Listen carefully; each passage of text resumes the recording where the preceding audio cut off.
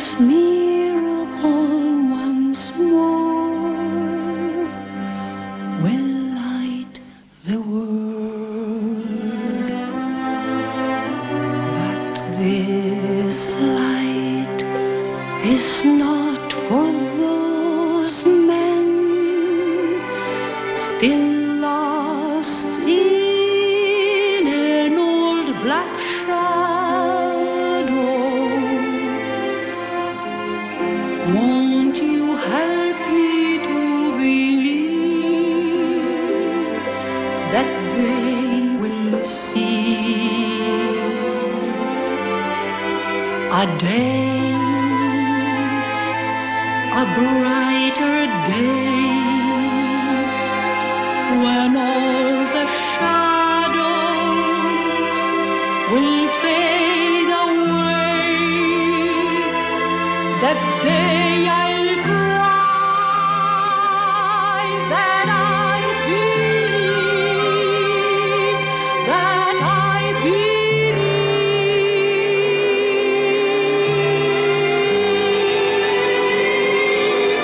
Oh, my love, high above us, the sun now embraces nature, and from nature we should learn that all can start again, as the stars must fade away to give a bright new day.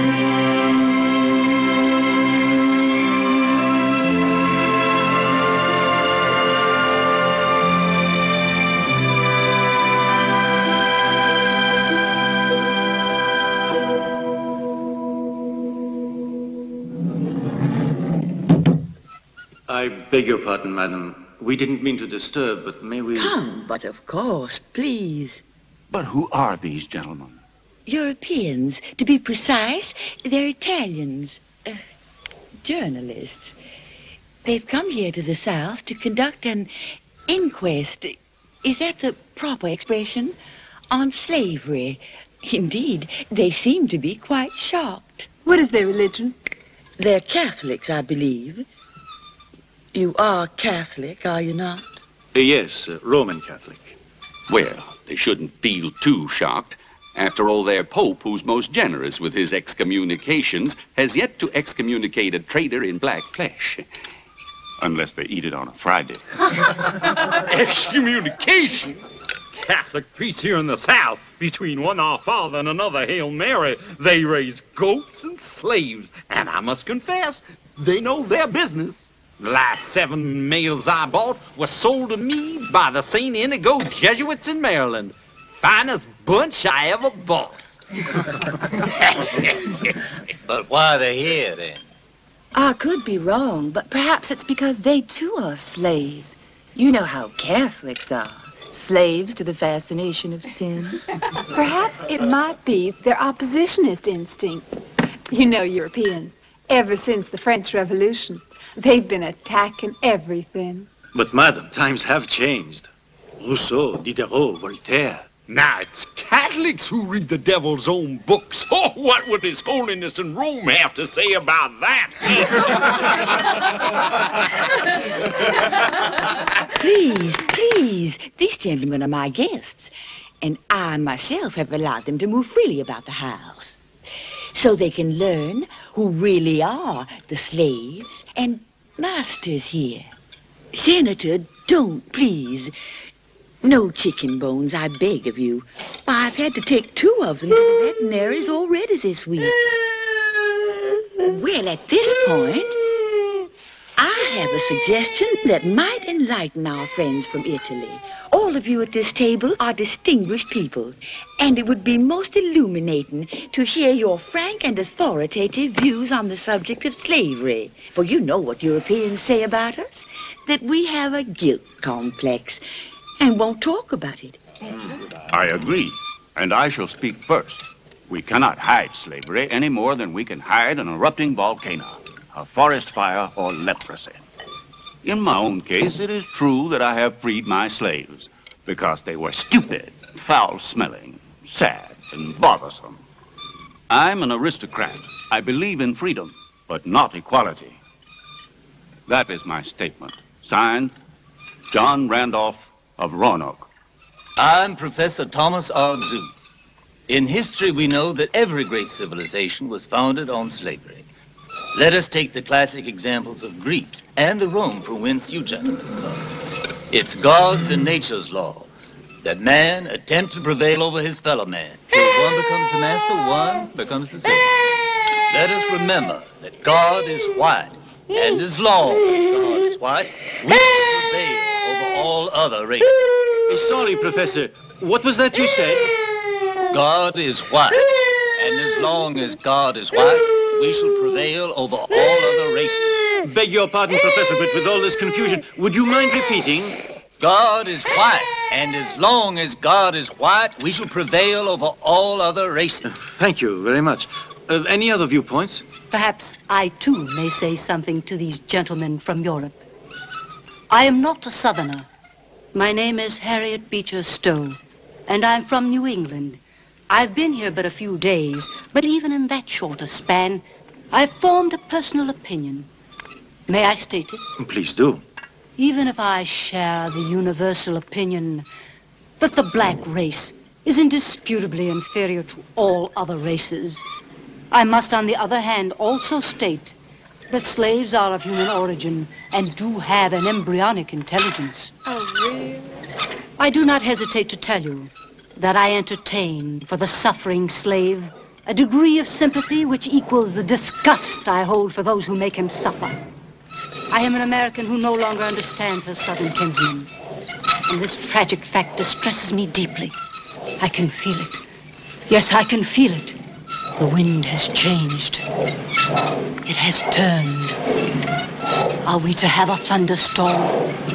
And is this not a forecast of even more violent storms that may cause our great country's unity to falter? I have heard God's voice, and his word has told me to write a story, to write a book. I think I'll call it Uncle Tom's Cabin, and it is my great hope that it will enlighten and ease our souls.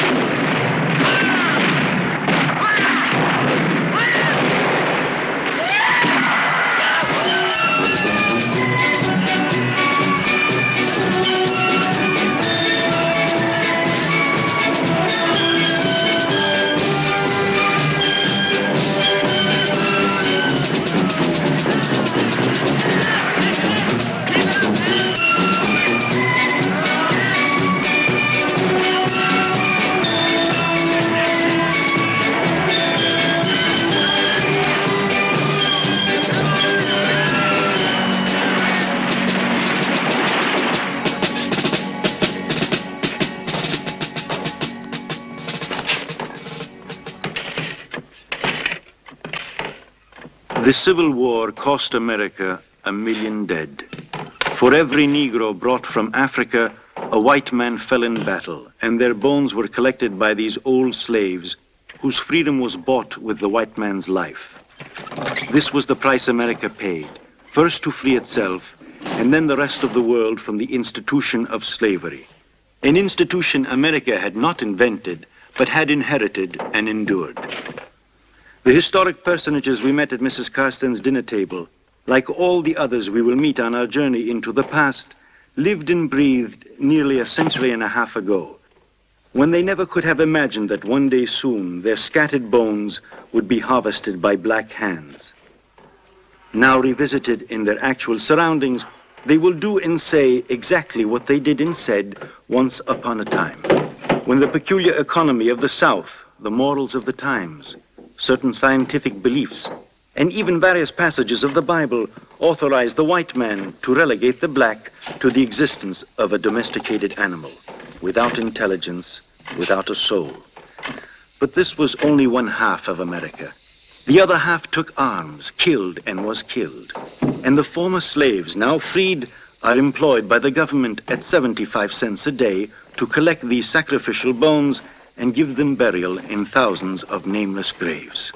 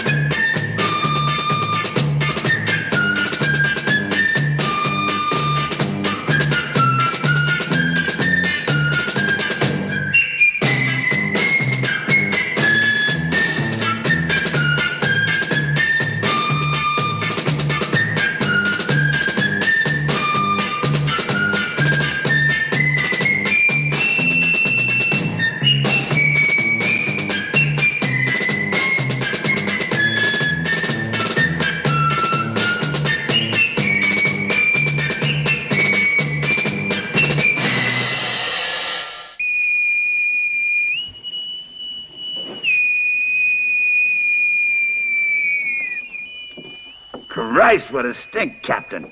What did you bring, a cargo of rotten meat? What do you mean? This is all prime beef. They stink because they eat like pigs, then they vomit all over themselves. Long voyage? 95 days from the Ivory Coast. Don't you ever take them up on deck for a little fresh air? With all the frigates nosing around these waters like hungry dogs. Times have changed, Mr. Sims, now that our damn Yankee government considers this cargo contraband. If they catch me with even one nigger on board, it's up the rope I go, and I wouldn't be the first. They're bound to rot away down there in that cesspool. Not on your life. Aboard my ship, hygiene's the rule. That means a clean ship, clean cargo. When one of them gets took bad, I don't wait till he plagues the others. No, sir. It's into the briny with them then and there. Captain Wicks delivers the goods in perfect condition. Anyone can tell you that. How many head you got? 326, including the wench. This batch is all stallions. No syphilis, and they've all busting with seed. But look how rested they are. I travels with comfort. Each one got a space 6 foot by 2 foot. Why, they can even turn around. Real stallions. Every night they so hot for pleasure, and they all humping each other like a pack of dogs. And change don't stop no how. In here's the wenches. All of them got pups, and near all is pregnant again. How many? 112. You go $300 each? You touched, Captain? You know I don't buy by the head, I buy by the pound. All right. Say $200. By the pound, I said. Hey, what are you doing, drowning them? I told you. Rule number 1, hygiene. 3 showers a day. Salt water kills their fleas and lice. Then you wring them and hang them out to dry, I reckon. God almighty, what a pest hole. That's diarrhea. Just busting with help, ain't they, you old pirate? It happens now and then. But we know how to cure it. The usual cure? It's the oldest and the surest. Sugarcane plug, oakum, and tar. And bam, ram it in hard. Keeps the bowels locked up tight and the soul from escaping from the back door. How come he don't blow up? Cork will pop out first, just like a bottle of champagne. Hey, what's that slop? Well, that's molasses and beef grease. Diggers goes crazy for it. Have to truss them and feed them a little at a time, otherwise they choke themselves on it. Looking at him, you wouldn't think so. That one, he's taken it into his head to starve himself to death. A real pitiful case. Hey, Doc, chisel, hammer, and funnel. Go ahead and serve dinner.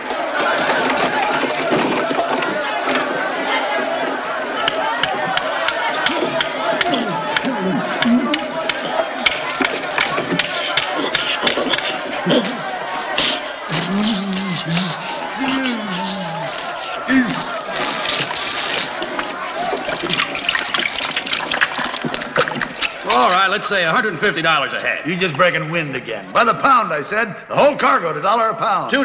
$1.25. $1.75. $1.50. So, I'll regret it, but it's a deal.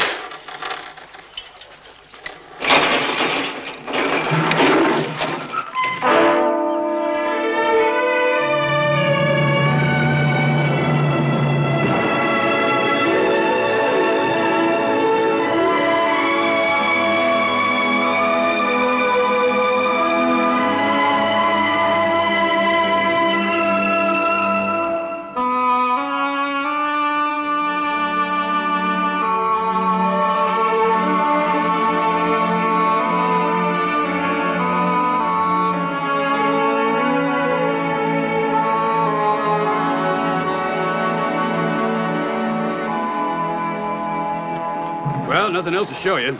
1 sugar cane per head, and I take back their personal effects for my next cargo. Naked I bought 'em, and naked I sell.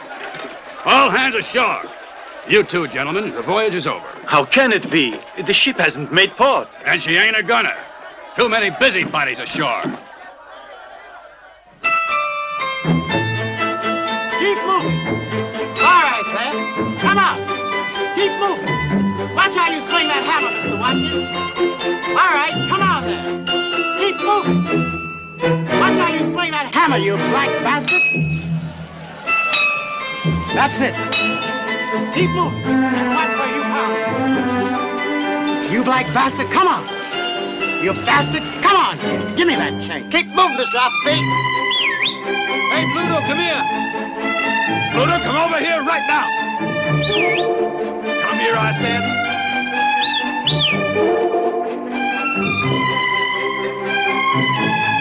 You heard me. Give that here. Damn you, Pluto, come here. I'll teach you to jump when your master speaks.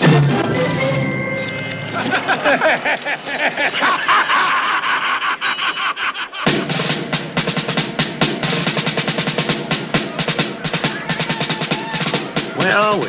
This is Fort Bastille, Louisiana's vast receiving station. Thomas Hewitt referred to it in his pamphlet.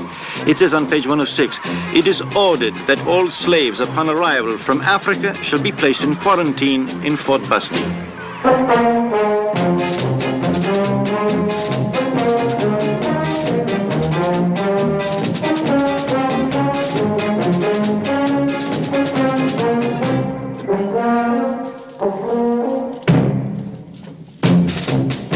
Now listen to this. Page 116. In iron cages, those afflicted with mange, scabies, ringworm, yaws, and other skin diseases are treated with the smoke of ailanthus leaves. Page 118. Epileptics are tied and hung by the feet and left dangling until the blood flooding the brain arrests the convulsions.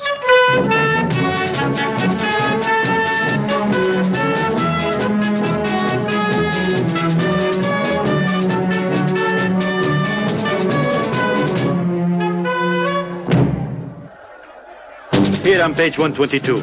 It is obligatory that all new arrivals shall be given their first collective bath in water containing ashes, sand, and Lysol.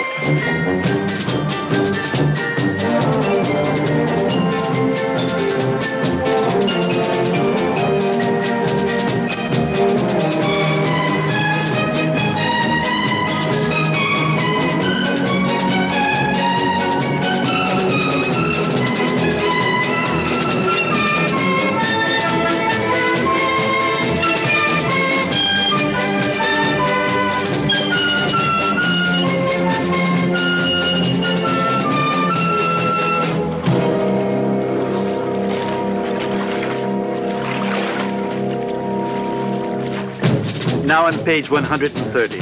From the bath, they go to be greased with an ointment of palm oil and camphor. The staff is well aware that 82% of the new arrivals suffer from contagious skin ailments and may not be sold until cured.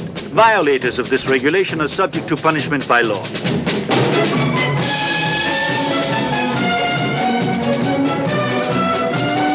By means of giant slides, the subjects pass on to the next stage, which is disinfecting and purging.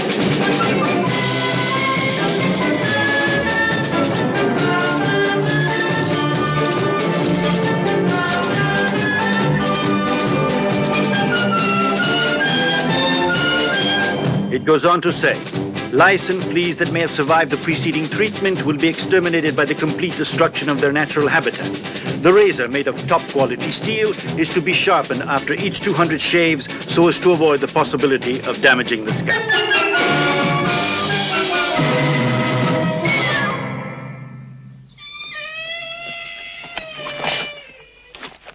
Well, come on in, gentlemen. There's nothing to be scared of. Erythema. Pleased to meet you, Dr. Erythema. Oh, no, I'm Doc White. Yeah, come closer. You see, the disease is erythema. Caught her from these filthy nigger bastards, don't you know? All right, bring her on over. Come on. Now, you can look all you like, but mind you, don't touch nothing. It's dangerous. Come over here. Let's see if I can give you a clean bill of health as a stud. Oh, that's it. Bring it here to me now. As skittish as a stallion, eh? Scared this is gonna pinch your nose? No, no. Ain't your nose that you can cause trouble with. Now, let me see if that stovepipe's in order. Scrotum? Foreskin? Hey, now, what is this? A flag raisin? Come on, put that black snake away. All wenches with pups, step forward. Give me that bag of bones. Let's go. Infant mortality, 60%. Principal causes, syphilis, dysentery, tuberculosis. Good thing the females is always pregnant. They averages 1.5 pups a year. And then they cut the umbilical cord with their teeth and the tetanus takes over. And what thanks to us veterinarians get for our efforts. Yeah, you see, they pee on us, that's what. And their mothers tie off the cord with horsehair. Results? Abscess and umbilical hernia. Yeah, when you come down to it, what's a gentleman like me doing being a veterinarian?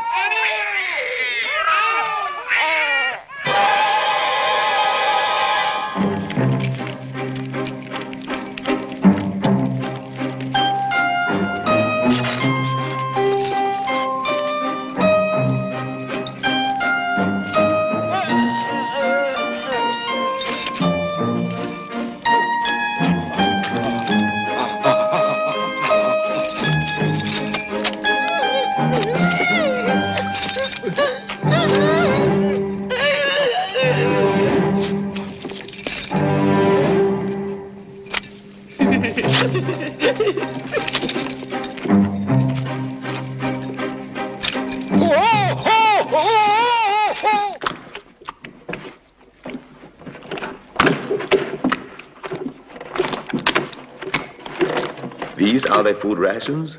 I can understand why they need an enema. Actually, it's not bad. A pint of cornmeal per head, half a pint of beans, half a pound of yams, 3 pounds of pork fat. Whoa! Get your facts straight.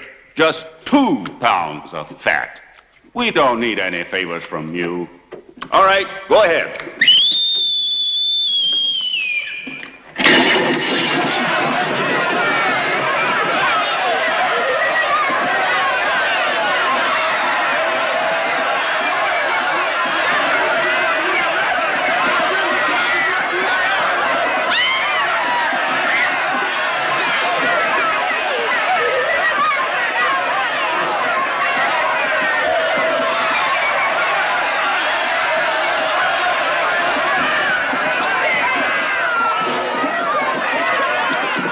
Look at them. Just look at them. They'll gobble anything you give them.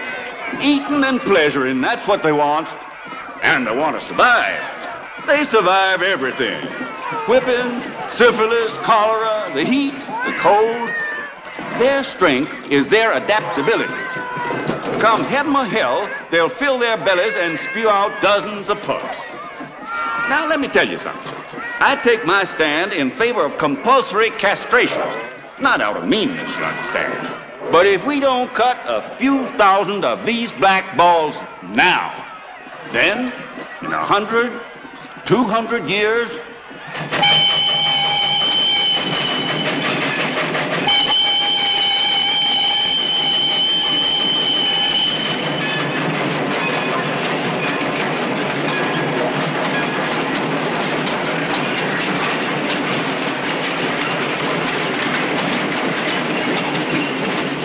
Where are they taking them? Benson Parish, the end of the line. From there they start the long march through the wilderness. What shall we do? Follow them? No. We'll wait for them at the swamp outside of Baton Rouge. Oh, we'd better hurry up, though, before the rainy season begins.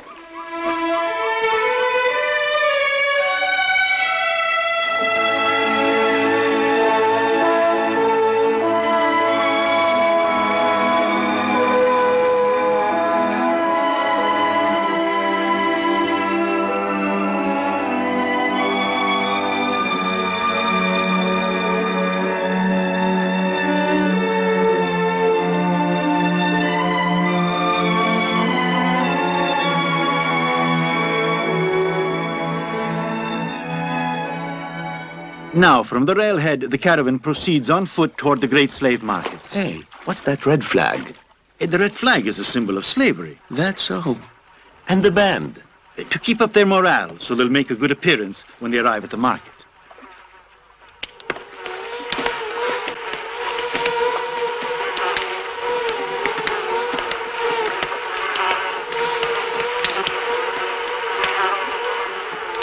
Come on!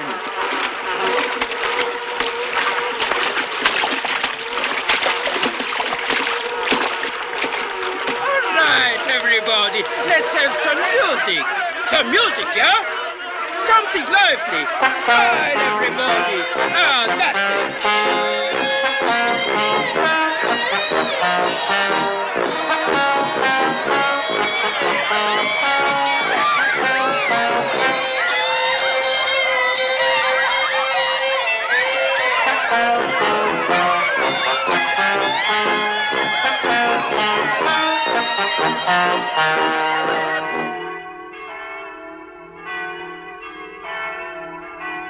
Ite cum gratia Dei, by the grace of God you're free. Ite cum gratia Dei, by the grace of God you're free. By the grace of God you're free. By the grace of God you're free. Ite cum gratia Dei, by the grace of God you're free.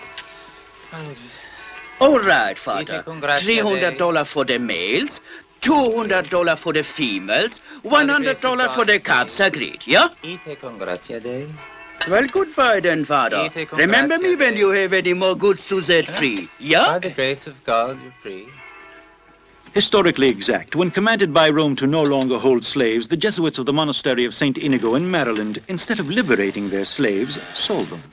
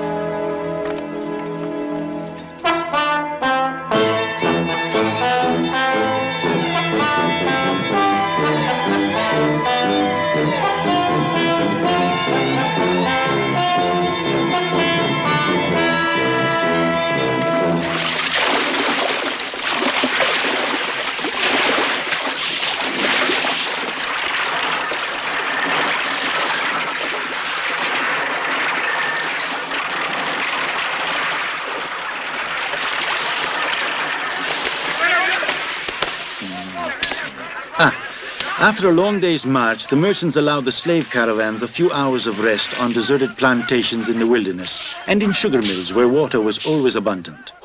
Who are those four? We have an appointment with them tonight. I'll explain later.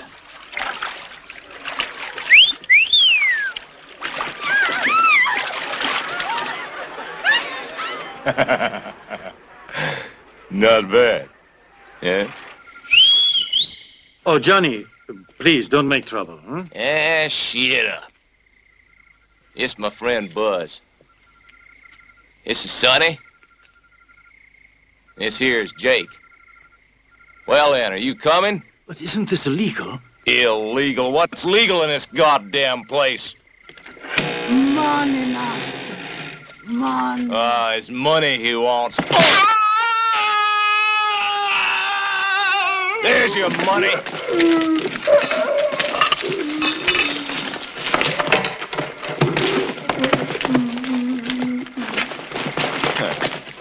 Fine, fine, fine. Just fine. On your feet. Come on, come on. You see this herd? Whole damn couple belong to one trader, because he rich, a fat hog. God! Get out of my way. Go on. Move. You know how many poor folks there is like me in this county that ain't never owned a single one of these bastards? 80 out of 100.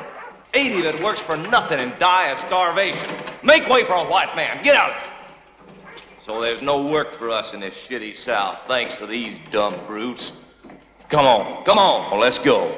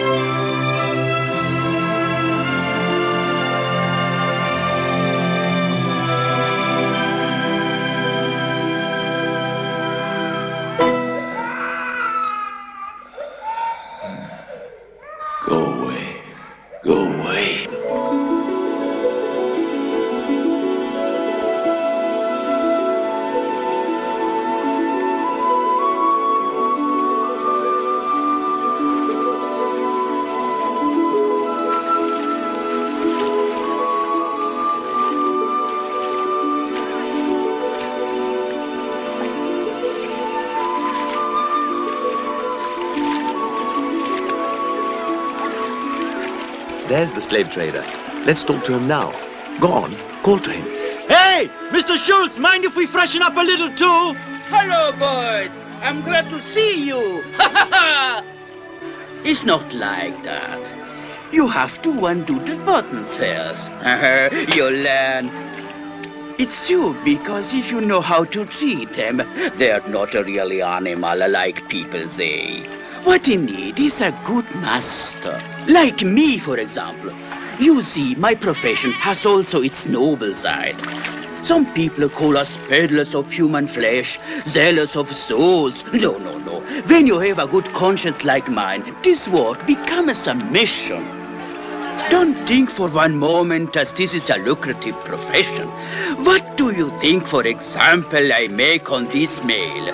$40 to $50 if he doesn't get first a hernia, yeah? And with the females it's the same. Oh, this wench. I think I'll do better with this one. I paid $250 for her. All right, she's no virgin. But I should get $650 for her if Zambak fattens her up.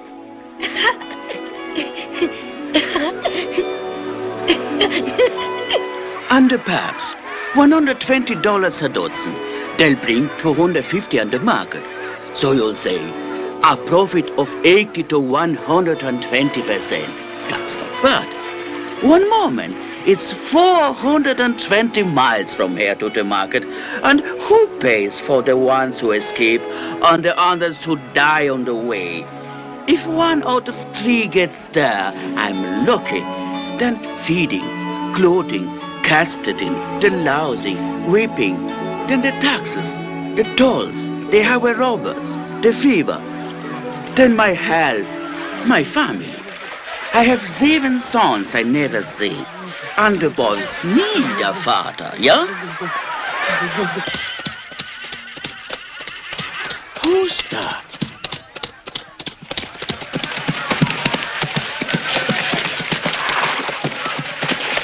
My sure, it's really him, Charlie Watson. You know that big banker in Natchez that went bankrupt. Well, he housebotted all his creditors and the taxmen by investing all the bank's deposits in slaves and then marching them right out of the county. Hey! Charlie! Charlie Watson! Charlie! How are you? Just like in the old days, yeah? I'm glad to see you, old friend. How have you been? Wash the dust out of your throat. And how's your son? How old is he now? Always said he was the spitting image of his pa, just like good old Charlie.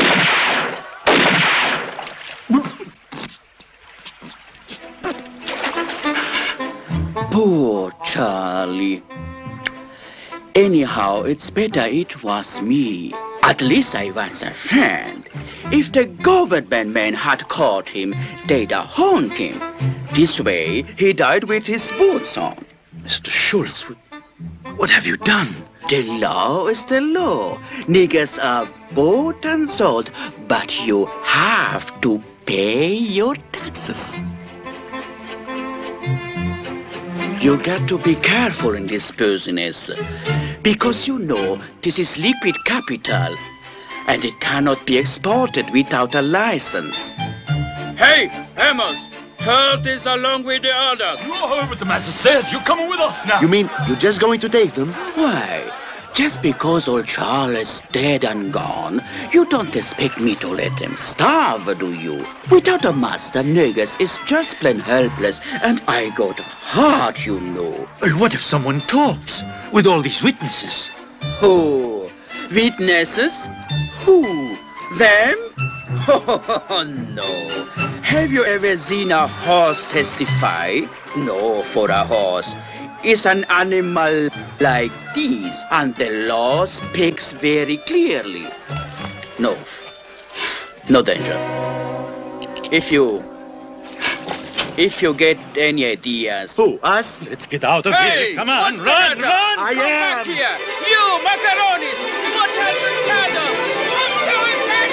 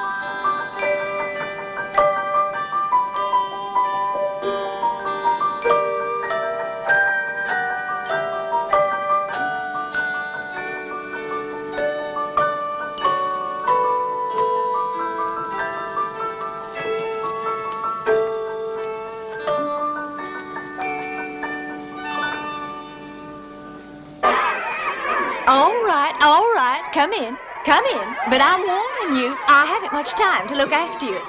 You can see what a madhouse it is here. Ma'am? Now, what Ma'am. do you want? Oh, the luggage. The luggage, ma'am. Mr. Thackeray's luggage, I've told you already. You must bring it right down. Back to work, all of you. You do as you please. Look, walk around, do all you want. I'll see y'all later. The sheets, ma'am. The sheets, ma'am. Let's go. Let's go. What about the sheets? All is clean. Must I always be cleaning things that's already clean? Fingers, my fingers are sore, ma'am. Always cleaning things, they get sore. Nights I dreams about polishing things, ma'am. Like I was cleaning night too. And my feet hurts, ma'am. What can I do about my feet?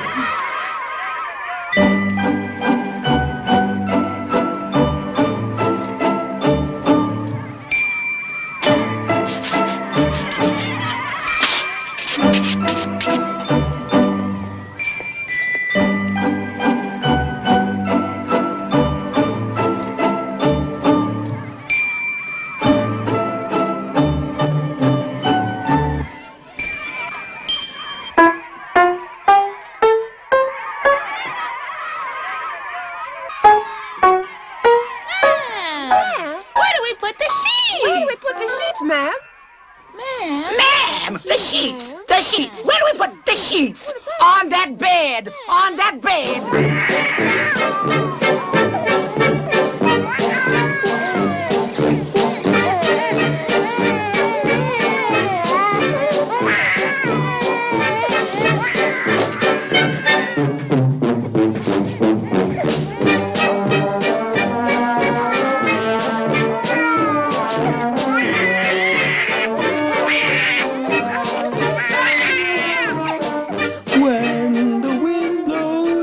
Cradle will... Excuse me, but...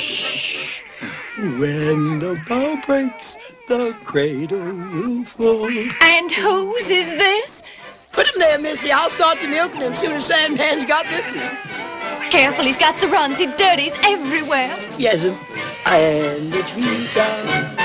When the wind blows...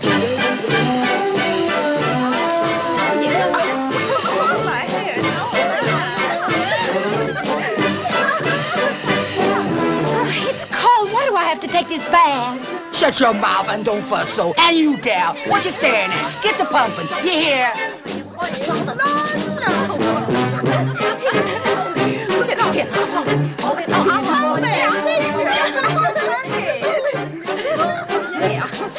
Oh, mammy, make her take my dress off. You'll see if I don't have you with. You'll see, and give me that powder. It costs $5 an ounce, and it ain't for white the nigger winters. Give me that. That's enough. I'm so terribly cold. Let me see. Don't like water, does you, Stinky? Worse than a nigger. Mammy, stop fussing me, will you? And just get me dressed. Please hurry up. You know those foreign gentlemen that have just taken everybody's portrait? I want to look my very best for those... Get out of here. Go away, you nosy people. White gentlemen are the same all over the world. La vie est assez craisée comme le bon Dieu sait. Allez, travaillons. Ouais, cochon. Travaillons, joueurs. Et toi, un vrai criminel assassin, tu doutes notre plaque de chicken while it is still alive? Hein? Va-t'en. Allez, va-t'en. Are you bringing or ain't you bringing them bottles of drinking water? Pure branch water for Master's tea. Oui, le chicken voleur. Bougez pas, toi, monsieur Stovepipe. Ah, peut-être there is what you have hit the poulet du patron, hein? Misérable. You're bringing that there cake with cherries on the top. Hold your water. It'll arrive when it's ready. It keeps adding cherries and never gets it covered. Can't figure why. These are onions, not carrots. You don't know by smell? Mash them almond. Seemed like the bowl too small. I'd take some out and mash them on the plate. Yeah, that'd be right fine. Ah, c'est pas une cuisine, c'est une latrine. Tiens, take that and that. This sweaty nigga put a hand in the mayonnaise. Clean nigga like me, but the egg with a glove on. Same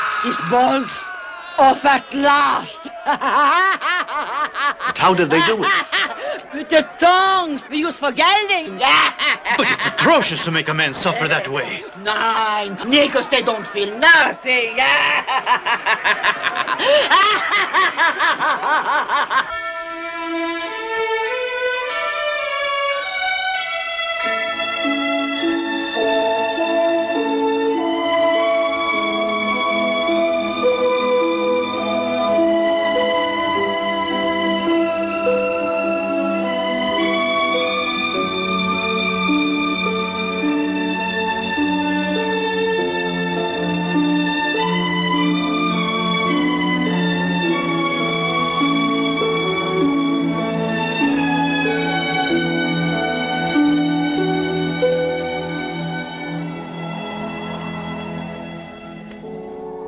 At this point, let me remind you that God condemned to slavery the damned posterity of Canaan in the days of Joshua. God ordained by express statute to Abraham's posterity that they should buy slaves, and decreed that those slaves would be a perpetual inheritance for their children. God recognized Abraham as the owner of slaves he had bought, commanding him to circumcise them.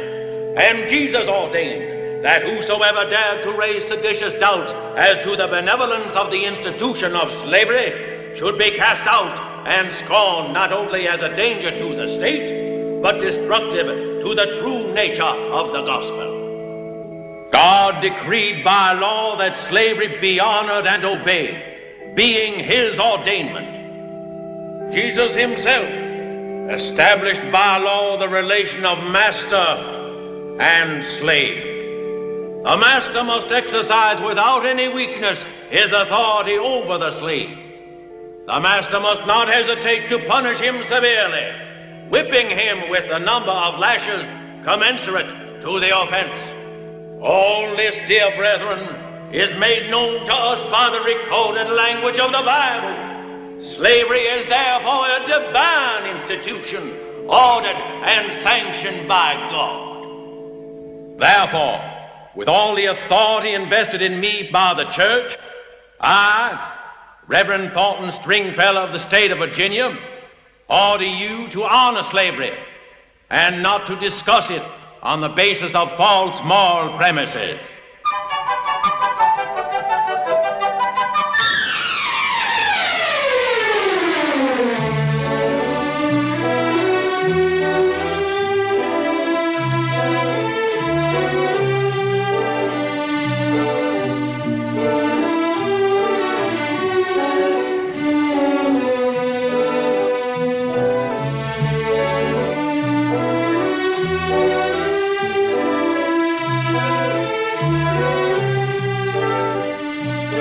The ladies of the South, it should be clearly understood that their much vaunted virtue is decidedly undervalued from a moral viewpoint, because it is a virtue without alternatives.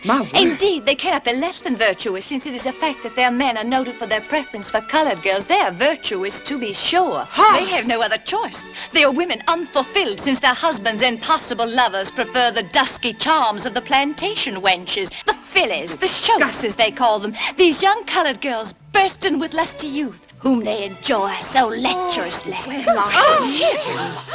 How's it possible to write such filth? Propaganda. Political propaganda. What can they know about Negroes and Negresses, these landless louts in Boston and Philadelphia? Nothing but their envy and prejudice. Their malice causes them to try and offend us, to debase and humiliate us. God in heaven, that they should insult our men, our husbands, in this way. Shame. To suggest that our men would have intercourse with our slaves, who are little better than animals. Exactly. Dear God, it is an accusation of sexual aberration. Oh, this abnormal mating between black and white. There's a scientific word for it. It's called bestiality. Such disgusting lies. Do we not all know who are the objects of our husbands' incontinence? We, who every Friday night must undergo... Oh, what am I saying? Don't you all think it might be wiser not to speak too frankly in front of them? Don't worry. They understand about as much of white folks' talk as the furniture does. But isn't it remarkable? The longer they stay among us, the lighter they get. Yet their mentality, sensitivity, and intelligence remain that of the brute animal. It's really true. Yes, it seems to me that each generation gets lighter. I know in our place, we keep having cubs with rosy skins. My husband says it's because of, symbiosis. That's the scientific term, symbiosis. Like those animals who take on the color of the background in which they live. Your husband's absolutely right. It's true. Quite correct, my dear. Look at Scipio. He's left-handed like my brother. And see Jason? My husband brought him up from childhood, and now, isn't it remarkable? He shows some of my husband's blondness. Extraordinary. Truly, nature is bizarre.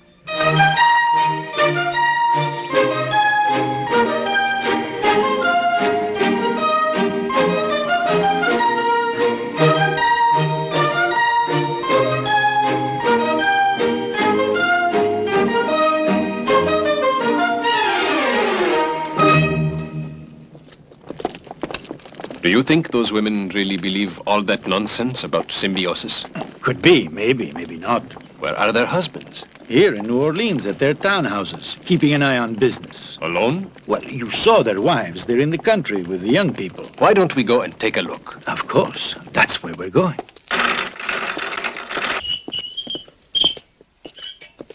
1, 2, 3. Ah, that's just right.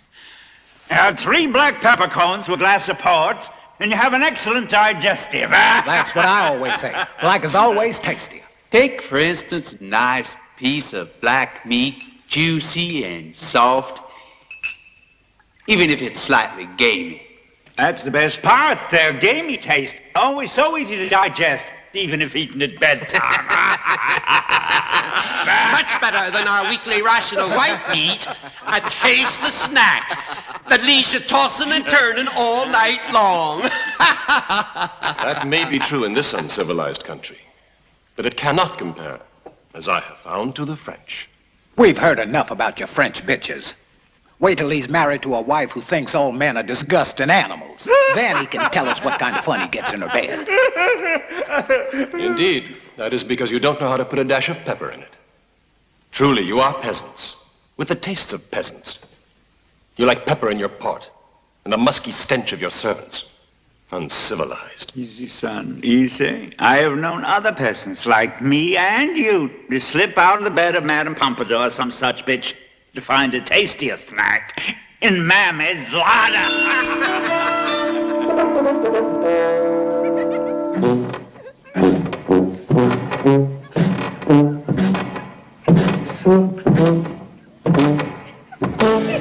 Y'all line up for inspection, you wenches. I show you who's boss around here.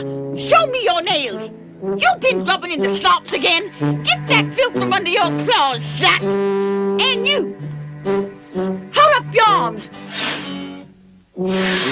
I declare, smells straight from the cesspool. Go wash yourself with Lysol. Maybelle, come here. Now you open your jaws. Ah, garlic. You chomp on those clothes till your teeth falls out.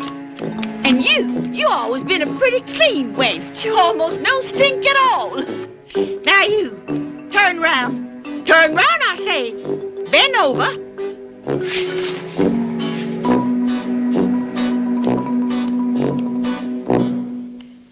I don't mind admitting it, dear God. I'm mighty appreciative of all your... Come on in. Just a moment. Let's follow those girls.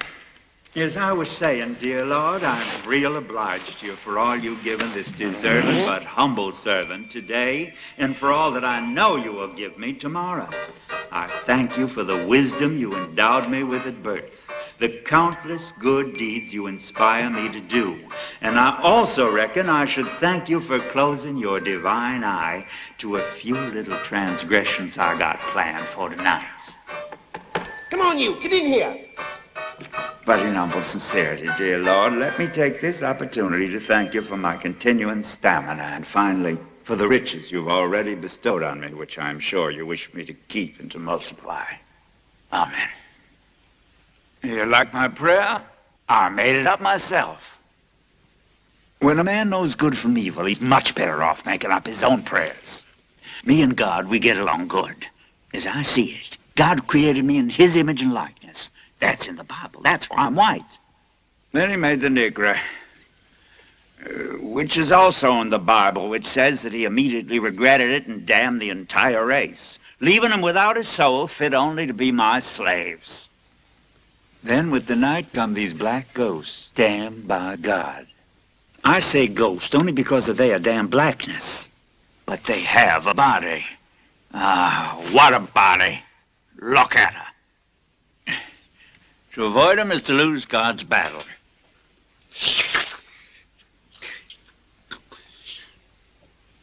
Acceptance tonight is to conquer them, the victory of light over darkness. At my age, it's something of a task. But with God's help, my friend, and these, well, it's late.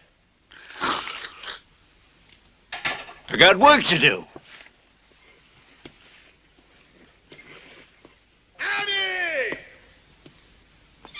Mammy! Mammy!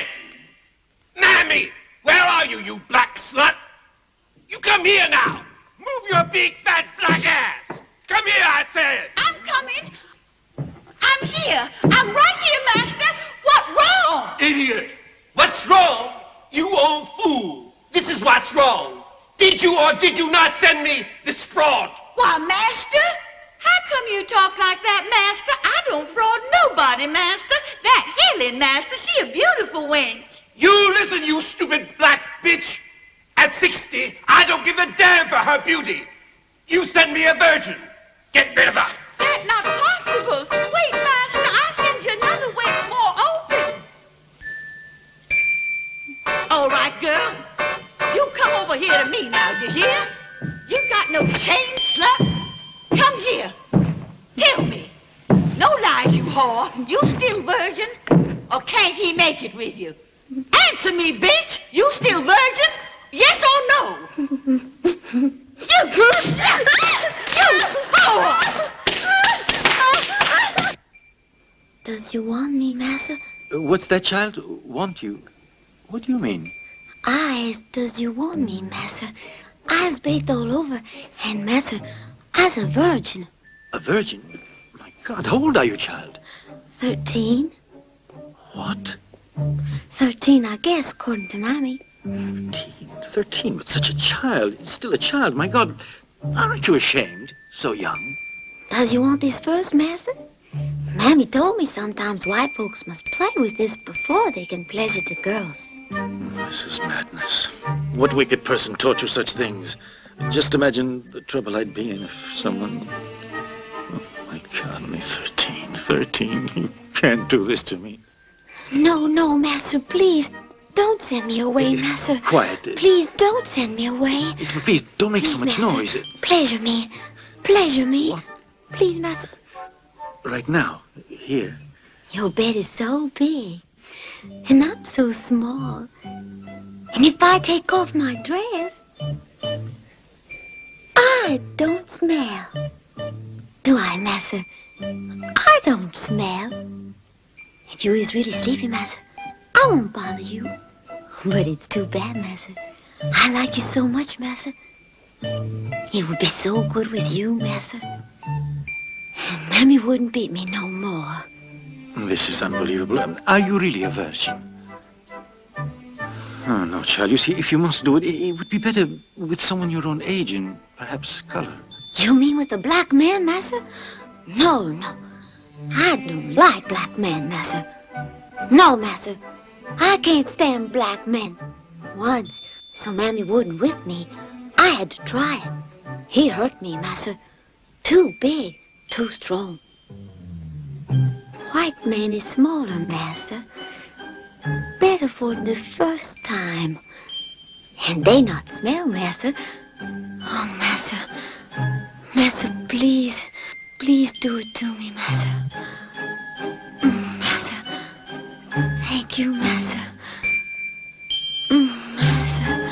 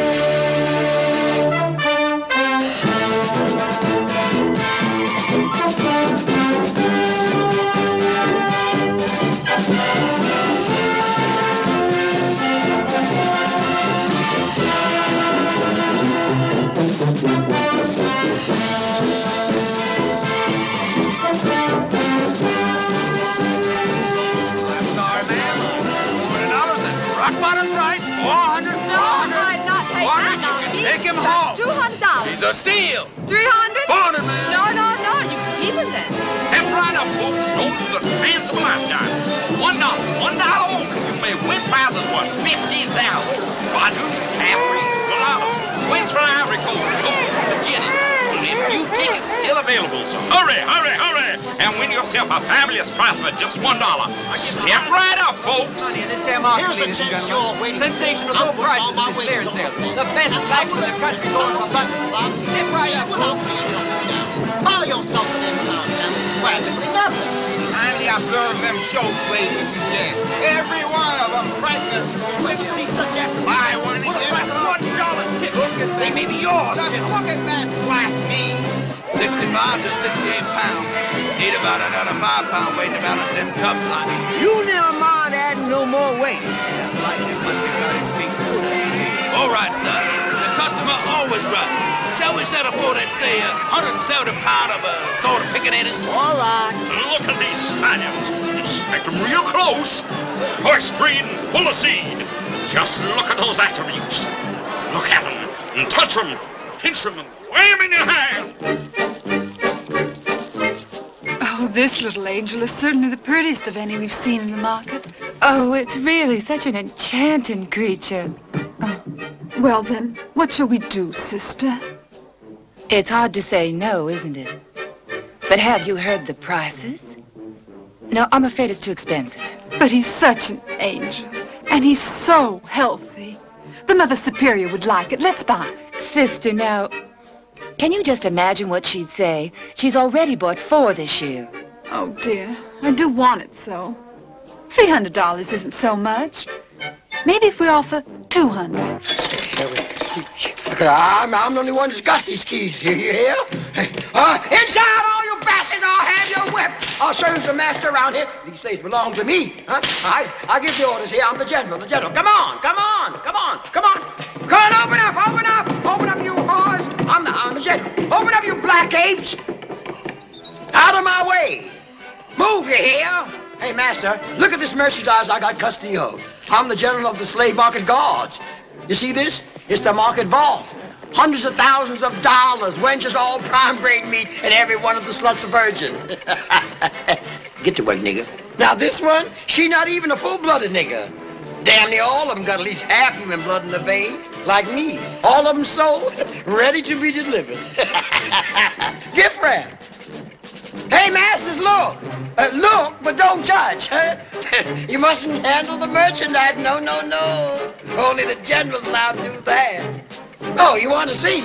This is Cassandra, half-breed. Fabulous. Just look at that. Harrison breeding farm, daughter of Zephyra and the great Diarco. Artemide, 3/4 human blood. Nicest pair of tits in the store. $5,000 cash on the barrel head with a 2-year guarantee. Vintage of 48. Imperial Reserve, rosy pink, blend bond. This is Eve. Hey, Eve, you like apples? Well, then go on and eat them. Eat them. But don't let that black snake get you. A pair like these you'll never see. A pair like these, oh, forget it. I don't care if you never see them. Come on. I ain't got no more time to wait. I'm the general. Open up. Go on. Keep dancing, you clown. What are you waiting for? Go on, dance.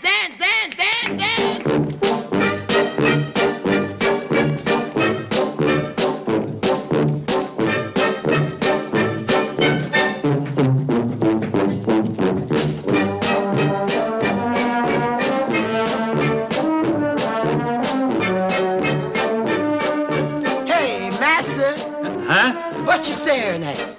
Those old French pigs in New Orleans like them this way. Nesting doves without feathers.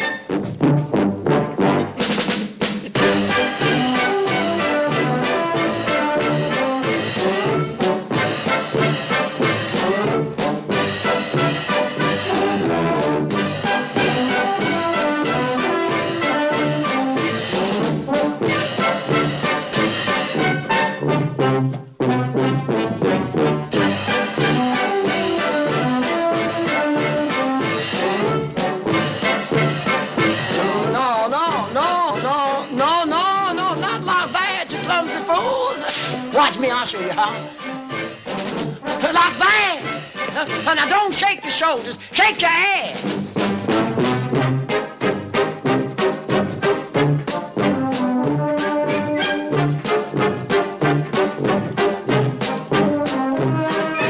Open up, I'm the general. Open up. Oh, the Europeans. Oh, what an honor. I'm beside myself. Did you ever see such hands?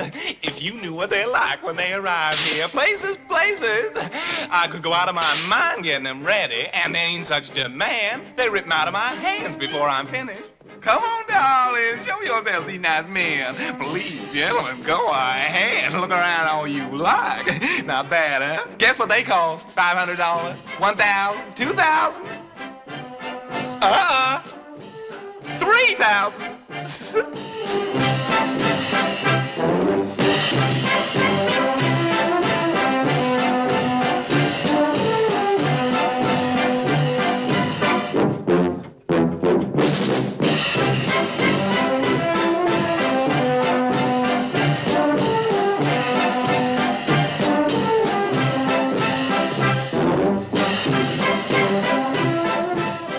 Going to guarantee that they really are twins. They might be genuine. They might also be a fraud. Fraud? This is a serious firm known all through the South. Take a look at this pail. Dirty fag. This is rare stuff. They are authentic by Keller. They're signed. Why, look here. Quiet, quiet. Open the door. It's me, the general. Come in, come in. But no bids.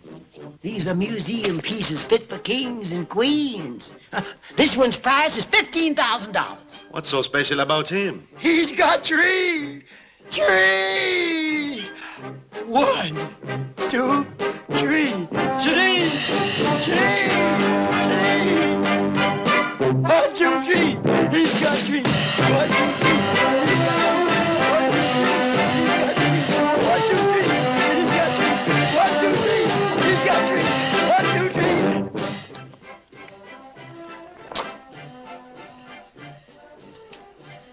Let's see now, page 910, yes. A mixture of paraffin, linseed oil, and essence of orange peel. This ointment is rubbed into the skin of slaves, especially the females, before exposing them on the auction block. It serves the dual purpose of improving the appearance of their skin by hiding the presence of carbuncles and of camouflaging the pungent animal odor of the African race. This anointing is practiced generally, but particularly in Georgia and Alabama. Hey, where y'all from? From Rome. Rome, Georgia? Rome, Italy. Yankees. Go home. Thank you, Master. Thank you, Master. Yes, Master. Yes, Master. Please, Master. Please, Master. And now, you all pay attention to me. And you too pay attention when I'm talking to you here. Here's where you look when you find yourself in front of a white man. Here, at the toe of his boot.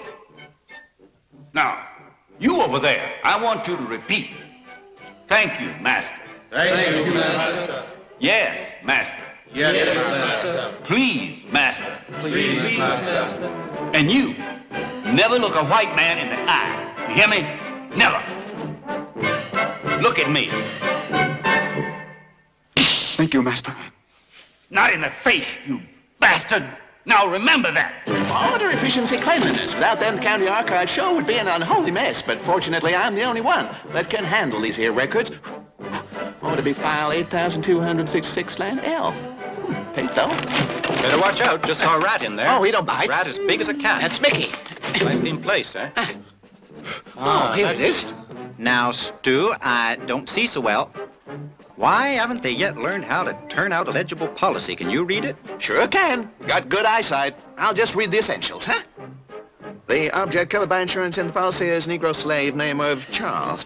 Beneficiary being covered in the event of slave drowning or causing damage to third parties or self-destruction, sabotage, smallpox, or insanidation?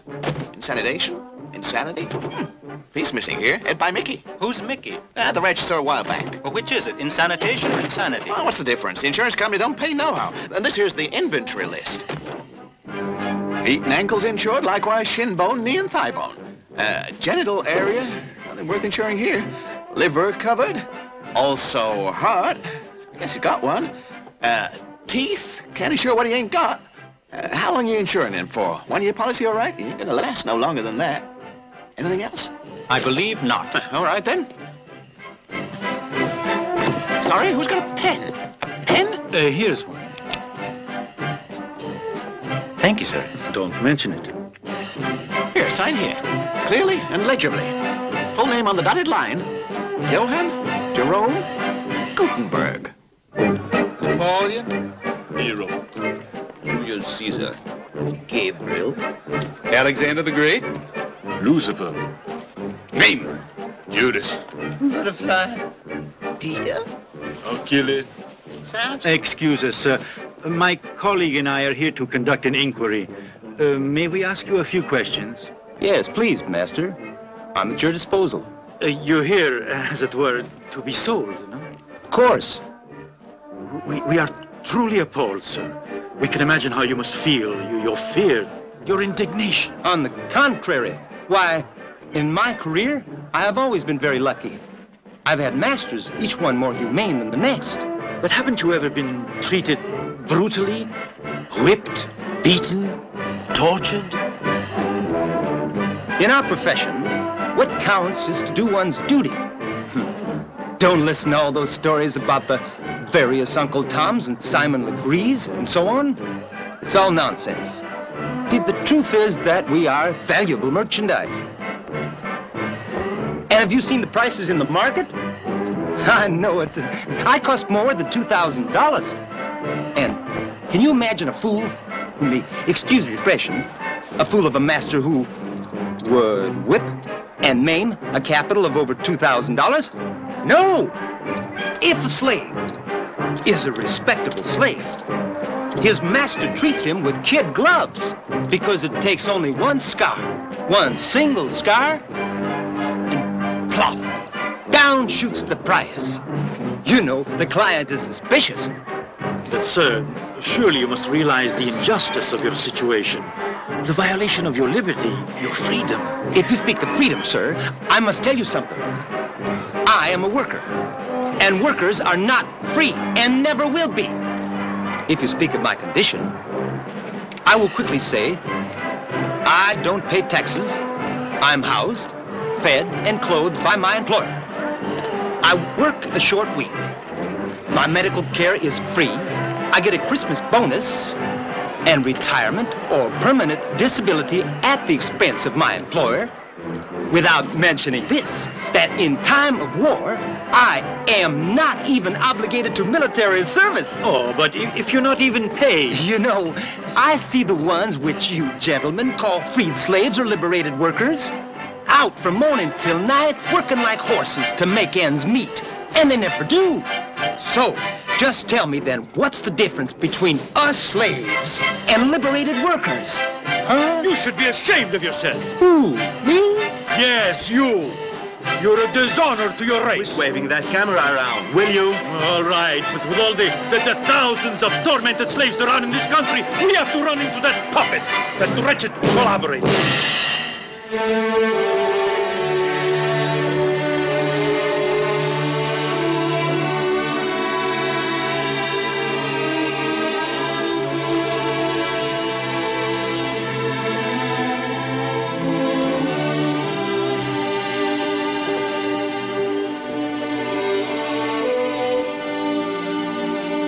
Corpus Domini nostri Gesù Christi, custoderanno intorno di te. Amen. Corpus Domini nostri Gesù Christi, custoderanno intorno di te. Corpus Domini nostri Gesù Christi, custoderanno intorno di te. Corpus Domini nostri Gesù Christi, custoderanno intorno di te. Amen. Corpus Domini nostri custoderanno intorno di te. Go and change the plate now, son.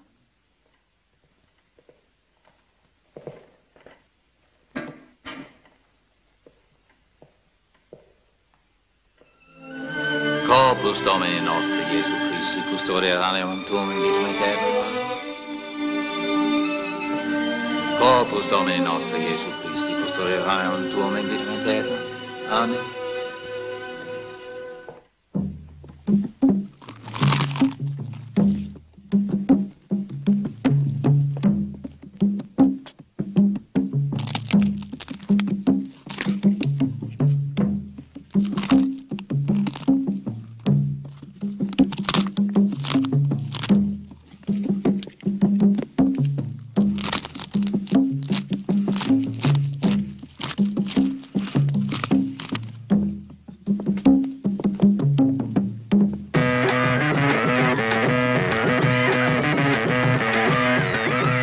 listen to this. I'm quoting Hewitt. When work is finished, the slaves are allowed to congregate and perform religious rites which are merely a primitive African version of Christianity. Experience shows that the more religious a slave is, the more humble, resigned, and docile he is. However, the law prescribes that these devotions shall be monitored by a white man. And there he is.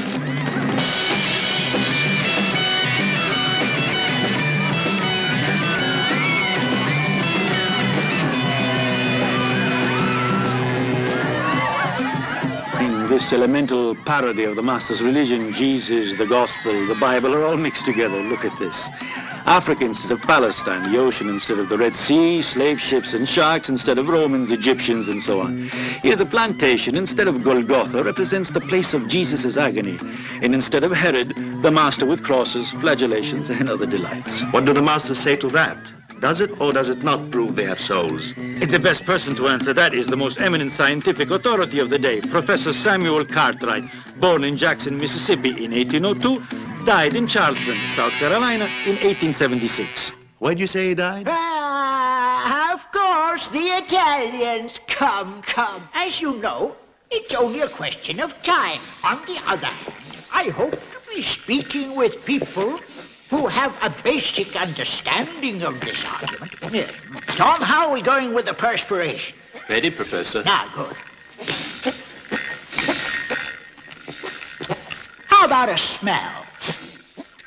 Is that a human odor or an animal odor? To speak more clearly, is the pH acid or alkaline? Naturally, it's acid.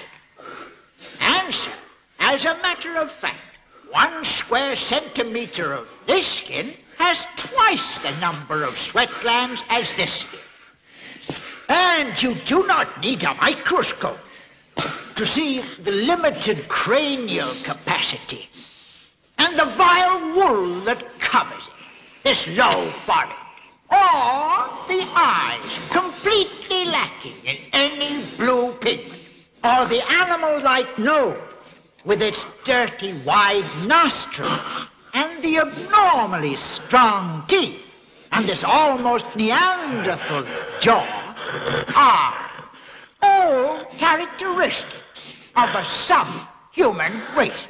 A race far inferior to our own. A race that is but another example of nature's innumerable attempts to obtain perfection. Nature loves perfection. The perfection of the European Homo sapiens, the white race. Us. Excuse us, Professor, but aren't you Jewish? Yes, but why?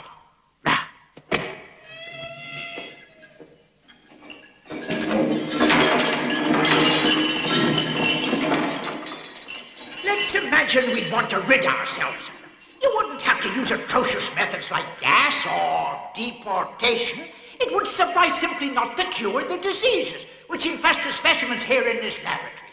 Remember, and I've written this, a healthy Negro is a good slave, and a bad slave is a sick Negro.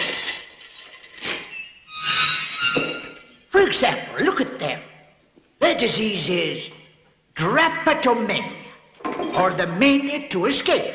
They think only of escape, but not out of an idea of freedom which is understandable in a human. The Negro doesn't have these sentiments. If he escapes only because he is sick. Now here is a perfect example of cachexia africana, or dirt eating. What do they do, bite? Oh, no. This is not a muzzle. No. It's simply to keep them from devouring every sort of refuse, including their own excrement and dirt. It's a form of unconscious suicide brought on by a lack of some substance of which we know nothing. There you are, little bird. There you are. Oh, boy. And look how far they'll go. Their fear of work and their laziness are such that they've succeeded in outwitting their masters. Now, what do you think of that? Look at these sly foxes. They willingly lose arms, legs, hands, and feet. See how they abuse themselves to get out of work. Then, of course, their masters have to take care of them.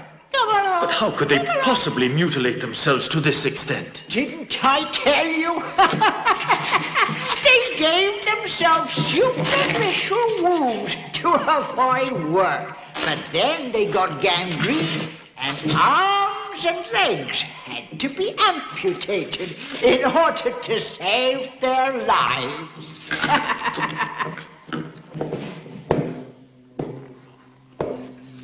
What are they doing here? They're Indians. Ah, this is one of my many unsuccessful experiments.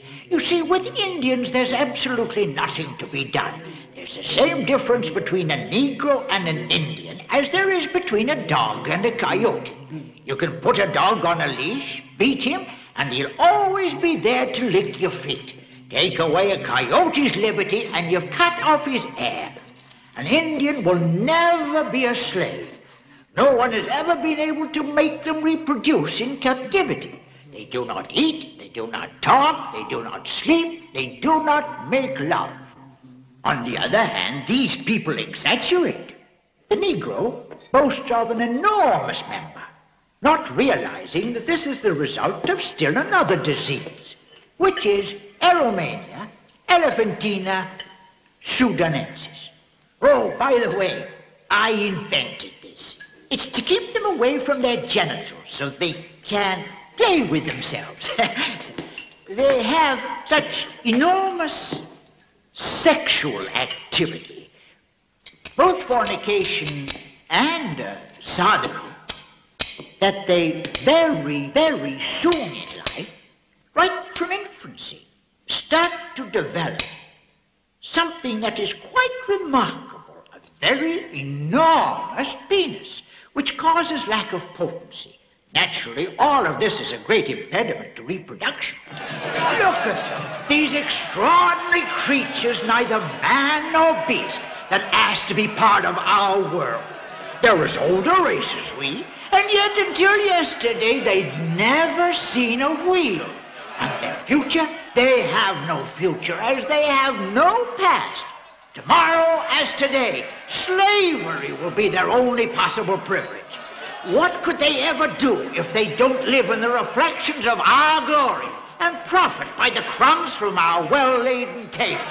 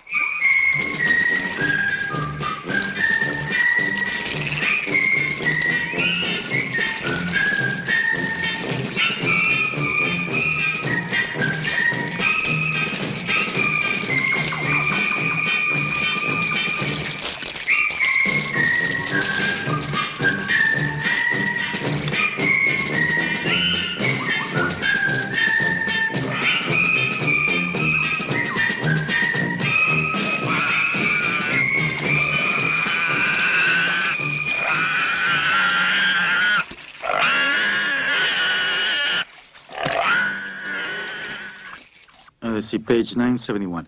Many of the slaves who ran away from the plantations hid in the trackless swamps of Florida. To recapture them, the white men organized extensive manhunts. The most efficient method placed obedient slaves and domestic animals in simulated refugee camps among the mangroves. The most famous of these man-traps was right here in the Brandenton swamps, where voices and laughter and the smell of roasting pig served as a decoy to the hungry escapees. In fact, in a single morning, the hunters bagged 47 runaways.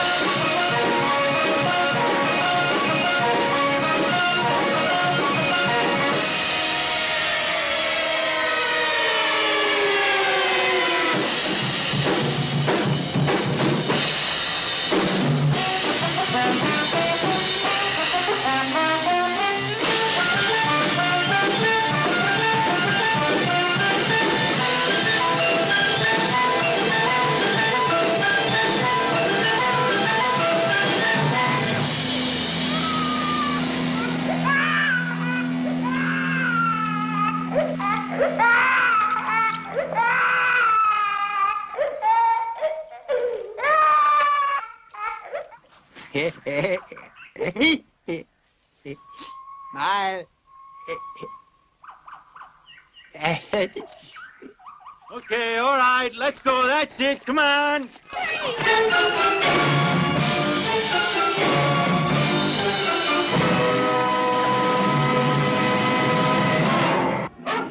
There it is. From here, you get a bird's eye view of a business that's going lickety-split. Where it happened was cotton and tobacco went sick, and it was either fish or cut bait. There was no question which I'd do. I turned this plantation into a breeding farm. And I must say it was a timely move, because right after that, they passed a new law prohibiting the importation of African Negroes. And of course, that sent the market sky high. Pa! Hey, Pa! Mr. Wilson's coming. Hey there, Mr. Bighorn. I brought my winch. All right, fetch her here. You've been keeping track of her. You're sure she's in heat? She's ready for breeding. Well, I hope so for your sake. You know, Wilson, if she doesn't take the first time, you're not going to like paying another stud fee. How many days ago did she finish? My missus counted 12. Should be 13 at most with the trip. If you can get her mounted right away, I'll be back on the road in a couple hours. Is it for me, Pa? Easy. We'll talk about that when you finish school. Now you go and study. Doggone. Is she clean? Sure enough. Does she have crabs? For the love of God, I keep her in the house. Then she's a virgin? Of course. You know I've been saving her for Jason. What? A virgin for a brute like that? He'll split her up the middle. If he does, I'll sew her up. Come on, Mr. Bighorn. I could have serviced this wench 2 feet from my own back door for $50. If I've traveled 60 miles up country, and I'm paying you $200 cash on the barrelhead, it means I want Jason's seed. Anyway, it's my risk, the way I see it. She's my worry. All right. That's your business. Jason, the three-legged stallion. Hi, Daddy. How's old Mr. Bighorn's arthritis these days? A little better, since he's been training it out of him and into the niggers. Now, you can't beat them nigger cubs for curing the arthritis. Could be, but then I find myself with a litter of crippled pups. Look there. Where? Down that box. Why? I don't know. These journalists always want you to look into that damned hole. Hey, Wilson, you wait for me at the breeding pen, you hear? I'll take these foreign gentlemen for a turn around the plantation. Fine, Mr. Bighorn. Hello, Father. They keep you busy on a Sunday. Hey, Tom. What's the matter with you these days? Well, it's been more than 2 weeks since I seen you in church. I've had a lot to do. The work, Father. Too much work. Soon all this is going to be leveled. Yes, it must be embarrassing for a priest to have his church on a slave-breeding farm. No, on the contrary, he's quite content. I also pay him as sort of a guardian. Fact is, I need this space up near the big house for special breeding purposes. Good day, Elizabeth. My wife is a little peeved with me because I gave orders to dig up the family graveyard. Doubt she'll ever forgive me. She's been there since yesterday in full mourning, making sure that Grandpa's skull doesn't wind up with Aunt Charlotte's ribs. Just imagine what fun it's going to be going to bed with an undertaker.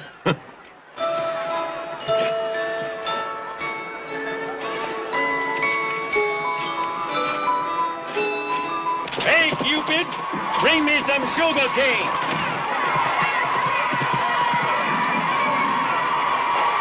These are vintage 43. Only lost about 25%. Usually 60% die. Measles does it.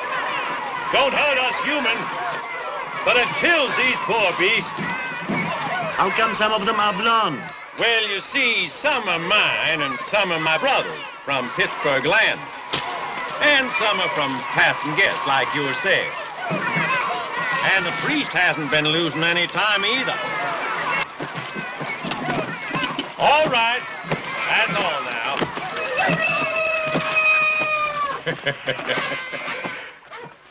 These fine brood mares are for the House and Mandinga stallions I purchased 3 years ago. 87% pregnant at any given time, with an average interval between delivery and conception of less than 60 days. Hey, where are you? Ah, There you are.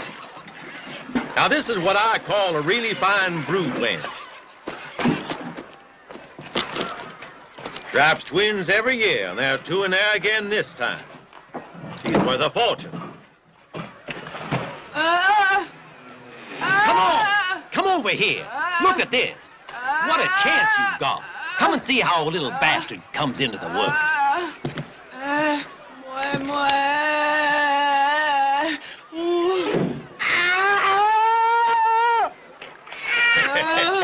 Beauty, eh? Must be about 7 pounds. This one's dedicated to you. I'll call him Macaroni. Good girl, Cleopatra. Who's the sire? Don't rightly know, master. You had me covered by Pluto, only it didn't take. Then you had me pleasured by Nestor. Oh, that's all right. Just to be sure. She's a beauty anyway. See how your master keeps his word? It's a prize. $1 a pup. An old family tradition. This stock will get covered in the fall. They're eager for it now, but a good breeder can't hurry things. That's the way you ruin good bloodlines. Well, what bloodline are these? The bighorn strain. My new crossbreed won 2 blue ribbons at the Jackson County Fair. I'll show it to you. Hey, you, bring papaya. No, not that one. That one. No, idiot, that's seriously. Put it down.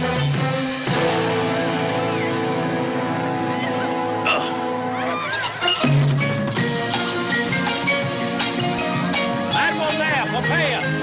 Throw that one down. I want papaya, the one with the blouse.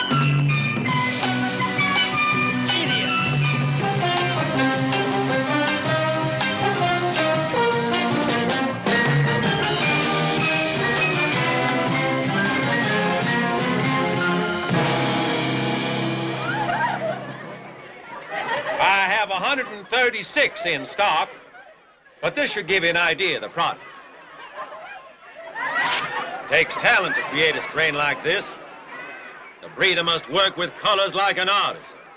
A bit of white here, a bit of black there. Now a touch of red, there a whisper of white, until out comes something which is neither black, nor white, nor red, nor yellow, but an indisputable masterpiece. No! No! Hey, look, the slave is running away. No, he's only terrified of the brand and iron.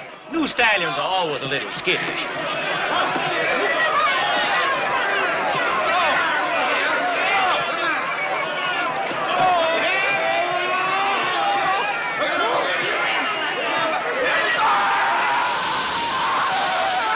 You ready, Wilson? Shall we go? Been waiting for you. And the wench? Ready. That's good. Bring her along. All right. Let's go. Down, boy. Good boy, Casanova. These studs go wild with the smell of a wench.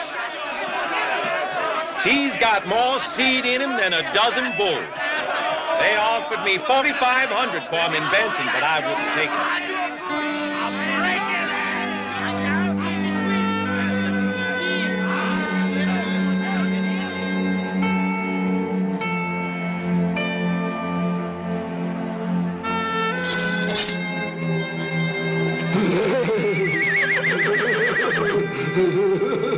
Good old James, my champion. 200 pounds of muscle and not an ounce of fat. If I wanted, he could cover 4 or 5 wenches a day. But I'm not wasting them. Your wench ready? Ready as you'll ever be, Mr. Bighorn. Put her in there. Put her in there. Put her in there. Put her in there.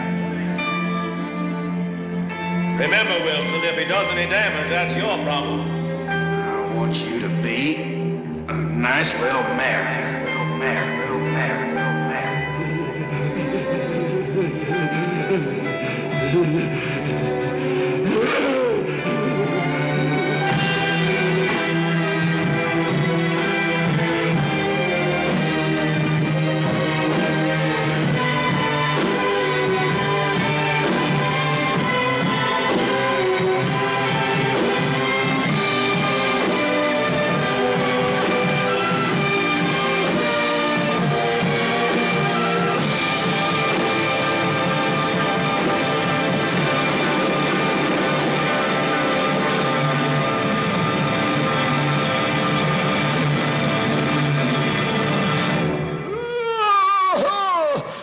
Mason, enough! Water! Water, please! That's it!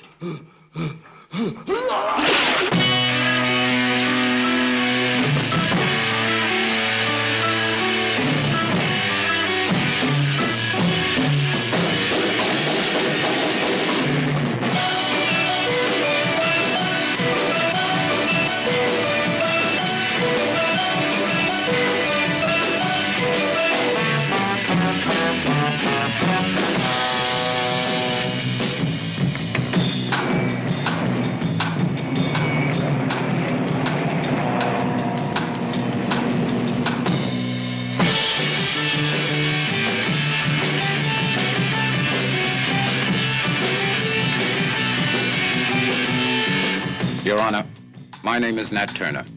I intend to lay before you a full confession of my crimes.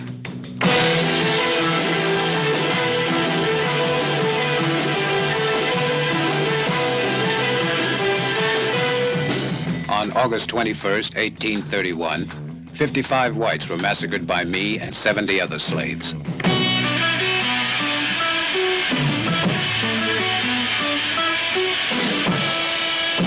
My profound hatred for whites was... My profound hatred for whites was... Pig bastards! My profound hatred was the will of God who ordered me to kill. Will of God. Let's see, 1831. If Cleaver, Leroy Jones, Malcolm X had lived 150 years ago like Nat Turner, would they have believed that their hatred of whites, men, women, and children was according to God's will? The slave Cleaver, like the slave Turner, would never have dared to admit that the order came not from heaven, but from within himself.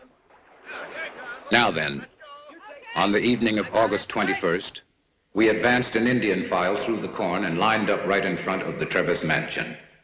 The night before, God had given me a clear sign that this was to be our first target.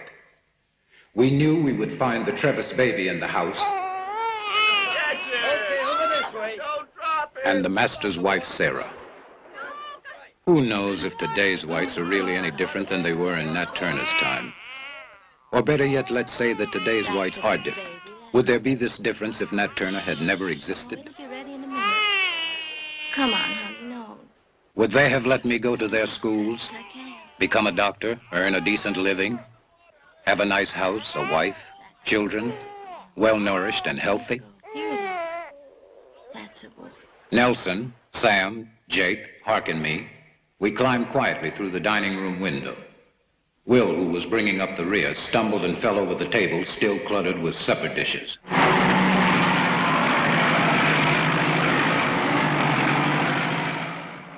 I was scared old man Trevis would wake up, because Will was still stumbling around making one hell of a racket. But old Trevis went right on sleeping next to his wife when Sam and Jake tiptoed in. And it was like the sleep of the just, deep and untroubled.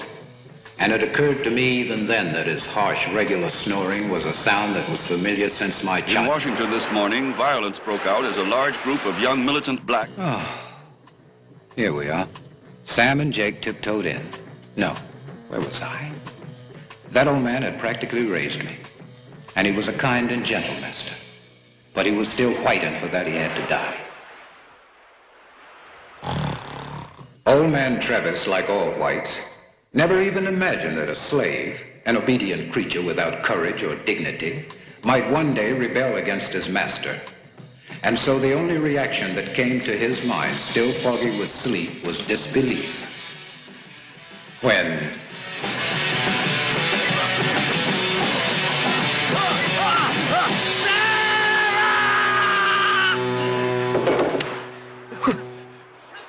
Sarah!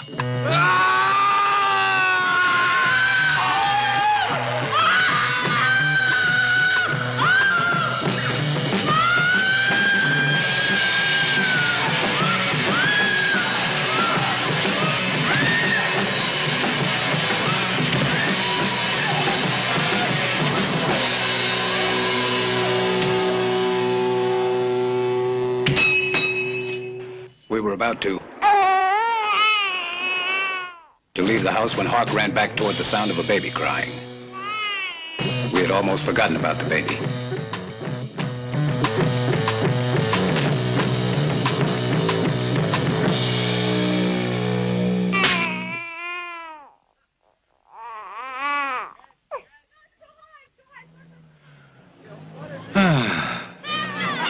After the massacre at the Trevis plantation, our next objective was... Those idiots again. After the massacre at the Trevis plantation, our next objective was the slaughter of the Reese family. Reese was a cruel and foolish master who amused himself by tormenting his slaves with all sorts of stupid jokes. His wife and his sister-in-law, two asinine creatures, clown, encouraged this disgusting show-off, shrieking and squealing like stuck pigs. In front of the Reese mansion, I swore that I would no longer show weakness in carrying out God's will. I was ready to spill blood. I hated Reese, who had forced me to take part in his humiliating games. I should have refused, rebelled. But how can a slave... Don't be afraid, friend. It's just a joke. Just a joke. I want you to take a picture of me and the girls, huh? Now, you just take the camera and you look through this end and flash, you push the button, all right? Come on, fella. One picture of me and the girls together, huh? Come on, be a good sport. I should have refused, rebelled. Be a good Joe, huh? Come on, fella. But how can a slave... Come on. Oh, wait now. Hold it there just 1 minute. Oh, yeah. When is he going to get down? Reese was a cruel and foolish master.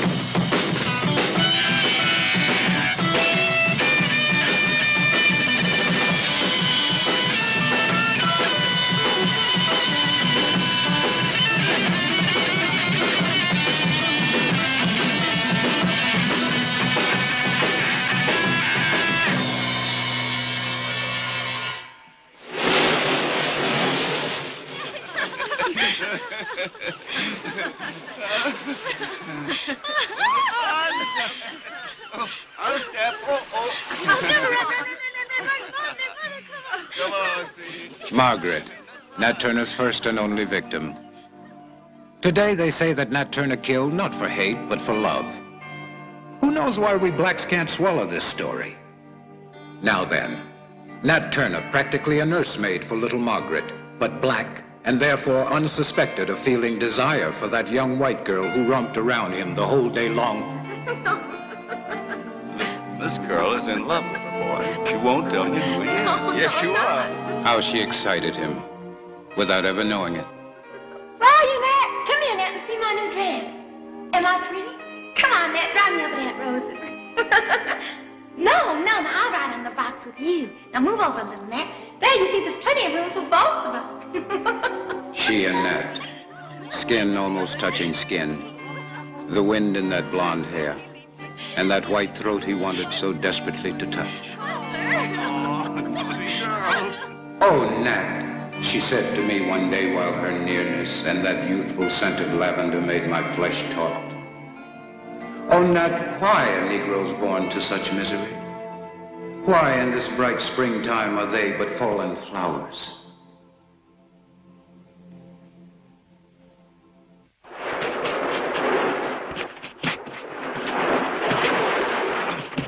Black bastard! Did you see what they did? Reese! I'll catch you. Black bastard. Let's see. If I, 140 years later, was in love with that white girl, so much in love I couldn't live without her, but just because I'm black like Nat Turner, I can see it now. Sir, let me introduce myself. I'm Dr. Nat Turner, I love your daughter and I intend to marry her.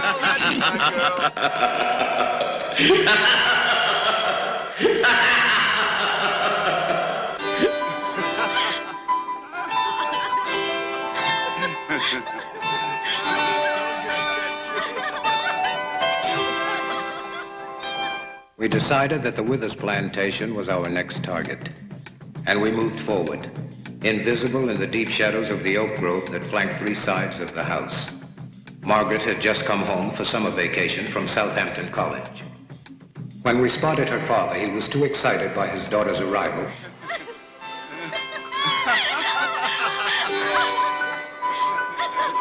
Much too busy welcoming her home and showing her how much she was loved to take notice of us.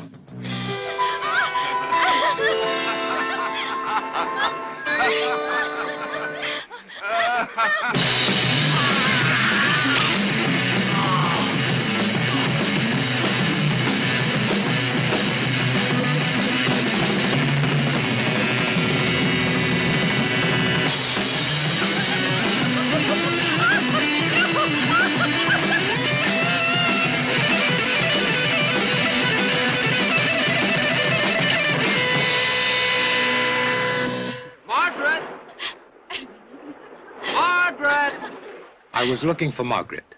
She was hiding around the corner of the house. When I finally spied her, she ran. Light and quick as the wind, through the rows of corn. I ran, following the bright sunlight in her hair. After that flashing face had turned to look at me, I ran faster than she. And then I caught up with her.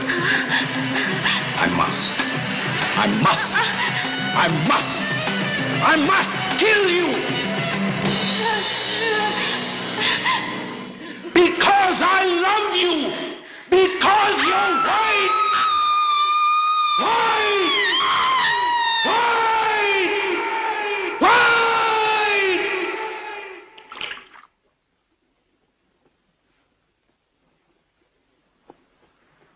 Your Honor, before you condemned me to the gallows, you asked me if I repented.